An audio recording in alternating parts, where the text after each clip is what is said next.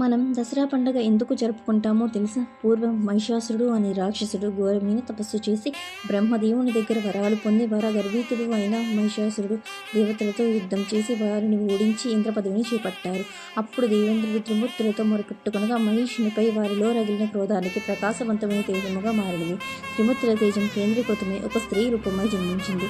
శివ తేజం ముఖముగా, విష్ణు తేజం బాహువునుగా, బ్రహ్మతేజం భాగములుగా కలిగిన మంగళమూర్తి అవతరించిన ఆమె 18 బాహుములను కలిగి ఉంది. ఆమెకు శివుడు శూలమును, విష్ణువు చక్రమును, బ్రహ్మదేవుడు హర్షమాల కమండములను, హిమవంతుడు సింహమును వాహనముగా ఇచ్చినారు. ఇలా సర్వదేవతల ఆయుధమును సమకూర్చుకొని మహిషునిపై సైన్యంతో తలబడి భీకరమైన పోరు చేసింది.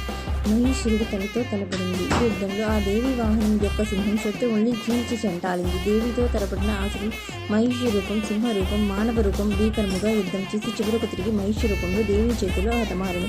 అప్పటి నుంచి మహిషులను సంహరించిన దినం దసరా పూర్వదినముగా మారినది.